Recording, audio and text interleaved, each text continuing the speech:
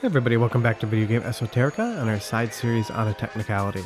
And today what we're going to be doing is taking a look at how to identify real versus fake Neo Geo AES cards. And it is a very important thing you need to determine because they do not go for cheap. And if you buy one and it is a bootlegger conversion, you are going to be losing a lot of money. Now, in this entire collection, there are two games that aren't authentic. And we're going to play a little bit of a game to see if you can spot it before I tell you which one it is. But taking a look at all of them, the two that are fake, well, one's very easy to spot, and one is extremely difficult. But this is all the games lined up in a row. You can't blame me, I'm a filmmaker. I wanted to make it look a little bit special. But there's a few telltale ways to see if a Neo Geo AES game is real or authentic. And right now, the easiest way to figure that out is to know whether or not a game actually released on AES.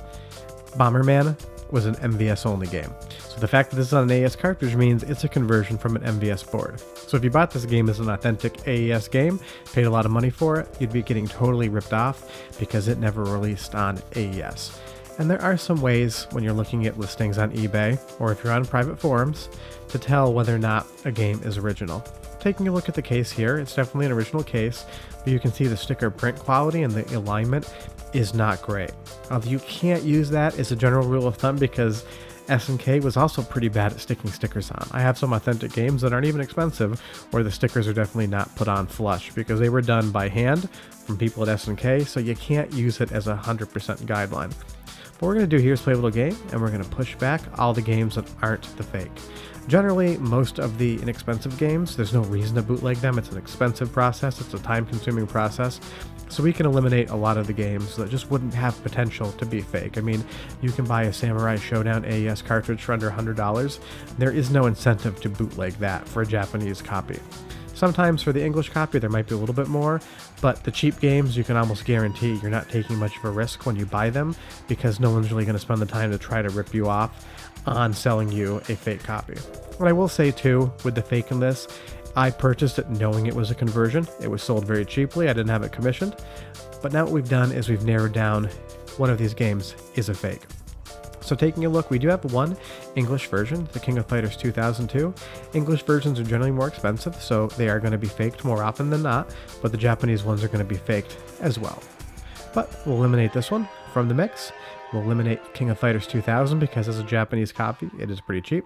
If it's an English copy, they can be very expensive and you'd want to do more due diligence in checking out what you have. And we're also going to put back the last blade. One, I've opened up the case on that and I know it's real, but no one's going to bootleg a game with Sun Fade generally. Now we have a King of Fighters 2002, and that is that English copy. We have Matra Melee, we have Garo Mark of the Wolves, we have Pulsar, we have SVC Chaos, and we have King of Fighters 2003. And taking a look at the top, what we're going to do is we're going to eliminate just a few more of them. We're going to really narrow it down so you guys can try to guess. What do you think we're going to eliminate? You'll see in just a moment. King of Fighters 2002 and SVC Chaos are real. I bought those both brand new at retail, so I've owned them the entire time. But if you were buying one of those, you might want to check to make sure it's actually authentic and not a bootleg. But taking a look at the print quality between Pulsar here and the King of Fighters 2003, both of those inserts look absolutely perfect. They're definitely using a high quality printing process. I'm bringing down here Matra Melee and Garo Mark of the Wolves. You're talking about $1,000 to a $2,000 game.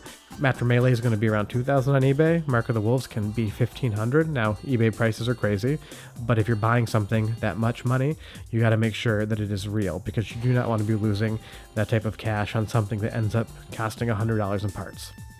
Taking a look here, you'll see that one AES cart has that insertion warning sticker and the other doesn't. Those stickers were not applied to each cart, but if it was supposed to be there and it's missing, that's a good telltale sign. But on both of these plastic cases, you can see the quality is the same, they look identical, everything looks to the naked eye good. And you'll see on Matra Melee as well, there is no insertion sticker. But what we do see is there's a difference in color between Mark of the Wolves and Pulsar. Something's off about one of these, but we're not going to tell you quite yet which one it is. And taking a look at the manual for both as well, there is a little bit of scratching on the back of the Pulsar manual, but that's from it rubbing, that's not a printing issue. But you will see that both manuals look really nice, everything looks pristine, and you've gotten to the point now where you figured out one of the two of these games is a bootleg or conversion, and one of them is an authentic AES cartridge manufactured by SNK. Now taking a look at the weight of both of them, we're going to see one is 462 grams, and you're going to see that the next cartridge weighs substantially less. But do we know why that is? Can we take some guesses? You have to understand the difference in the boards. And if you take a look at the front, you will see that Mark of the Wolves has a lot larger meg count. So is it because there's less chips on the Polestar board, or is there something going on there? We'll tell you in a second.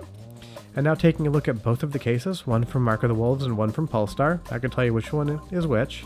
You will see that there are some holes in one case. And there was made with a different process. Now I don't know exactly how the injection molding works, but these circles right here are not on any of my authentic AES games. So what we know is this case is remanufactured or it's a remake. But we haven't told you which one it is yet, but it's Polestar. I bought this knowing full well that it was a conversion. It was advertised like that, and I didn't lose anything because I barely paid any money for it. But that's why you have to insist on getting board photos of any high-value AES game, because it's the only way to effectively identify it, because this would have cost you $3,000, and it's a fake, and you would have lost your shirt. Short of that, if you could do us a huge favor, go down below, hit like and subscribe, helps us out. We'll be back on Sunday with an episode, as well as Tuesday in our mainline series, but this is how you don't get burnt buying AES cartridges. Thanks so much for watching, and have a good rest of your weekend. Bye-bye.